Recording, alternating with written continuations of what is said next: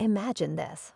A hardworking farmer, worn from years of toiling in the fields, walks into a tractor dealership, hoping to buy the equipment he needs to keep his farm running. But what happens next is nothing short of shocking. Instead of a warm welcome, he's met with mockery, insults, and even a slap in the face. The staff, with their fancy suits and flashy cars, seem to think he's nothing more than a joke. But the reason behind their cruelty, it's something no one saw coming, a story that will leave you speechless and bring tears to your eyes. Who was this man? And why did he endure such humiliation? Stay tuned to discover the heartbreaking twist that will change everything. Trust me, you'll never look at a farmer the same way again. The farmer, named John, had been working the land for over 3 decades. His hands were calloused, his clothes worn, but his heart was always in the right place. John wasn't rich, he didn't have much, but he had pride in what he did. His farm was his life, his legacy, passed down from generations before him. But lately, things hadn't been going well. The crops weren't yielding like they used to, and his old tractor was barely holding on. It was time to buy a new one, but after years of saving, he found himself at the mercy of a dealership he had heard was one of the best in town. What he didn't expect was the cold reception he'd receive. The salesman, a man in his 40s with slicked back hair and a smug smile, sized him up like he was out of place, and the other employees followed suit. But why? Why was he being treated this way? As John stood at the counter, trying to explain his situation, the salesman barely listened. His attention seemed focused on something else, something beyond John's simple request for a tractor. The rest of the staff didn't even bother hiding their disdain, whispering and laughing among themselves. John's patience was thinning, but he held on.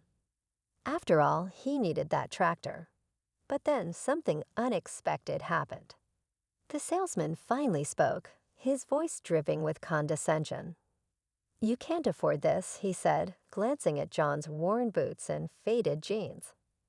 "This is top-of-the-line machinery. And why did everyone suddenly grow so uneasy?" The mysterious figure took a few slow steps toward the counter, eyes never leaving the salesman. It was clear something was happening behind the scenes, something far bigger than John's purchase.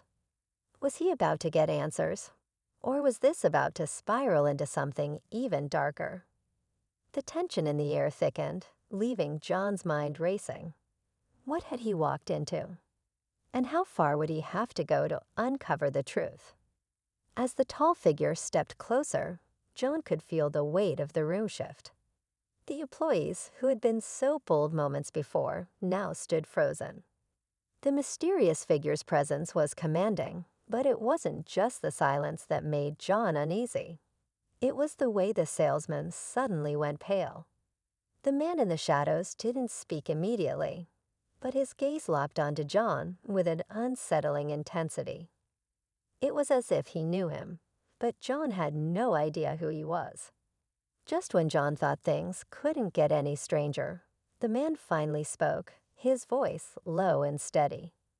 "You don't belong here, do you?" The words weren't harsh, but there was an undeniable edge. Everyone in the room seemed to hold their breath, waiting for something to happen. John stood tall, his instincts telling him not to back down. "I'm here to buy a tractor. That's all." The man's lips twitched slightly, a faint, almost imperceptible smile crossing his face. Then, in a move that stunned everyone, he turned to the salesman. "Tell him why he's really here," he ordered. The salesman's face dropped. He glanced nervously at the manager, who was now visibly sweating, but no one seemed willing to make a sound. John's heart began to race again. What was happening? Why was everyone so scared? The silence was deafening until, finally, the salesman spoke. You're his brother." His voice trembled, as if he couldn't believe he was saying it aloud. John's blood ran cold. My brother, he repeated, unable to process the words. His mind scrambled to understand what was unfolding before him. He had no brothers, at least none that he knew of. The figure in the shadows nodded slowly. You were never supposed to find out. Suddenly, everything clicked. The treatment, the disdain, the mysterious reactions, it all made sense now, but not in the way John had ever imagined. Who was this man? And why had they hidden this from him for so long? Everything you've been told is a lie, John. The figure in the shadows stepped forward, revealing himself completely.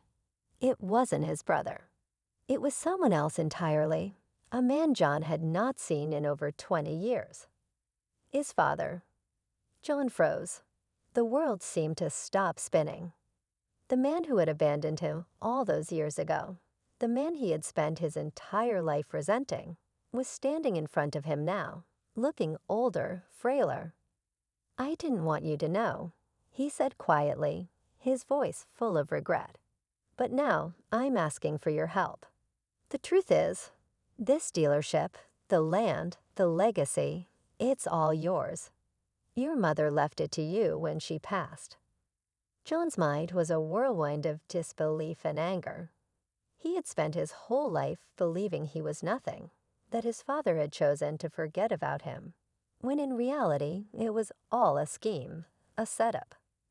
The wealth, the power, the land, it was all his, and they had been using him, manipulating him, trying to get him to come back into the fold without ever telling him the truth. John looked at his father, then at the salesman, who was now revealed as his half-brother. He took a long, slow breath, trying to process the magnitude of everything that had just been laid out before him. He was standing at a crossroads. He could walk away and leave them all behind, continue the life he had made for himself, or he could step into the world they had hidden from him for so long. And then, just as John opened his mouth to speak, the final twist hit him. The dealership manager, who had been standing silently in the background, suddenly stepped forward. I'm afraid, John, there's one more thing you need to know.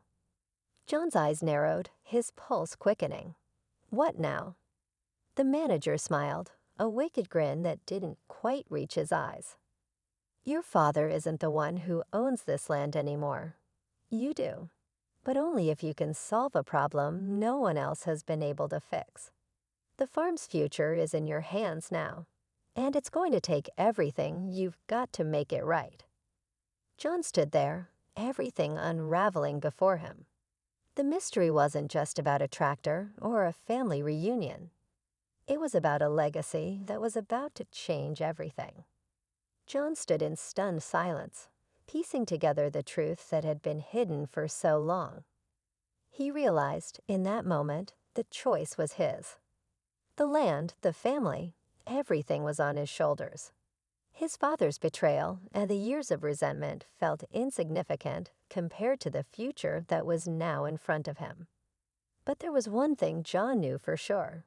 He wasn't going to be manipulated anymore. With a deep breath, he turned toward the salesman, his half-brother, and the others. I'm not here to fix what you broke, he said quietly. I'm here to rebuild it my way.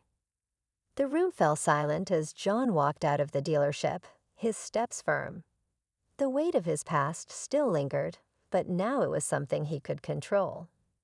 As he drove away, John knew the real work was just beginning. But this time, he would be the one to shape his destiny, one decision at a time.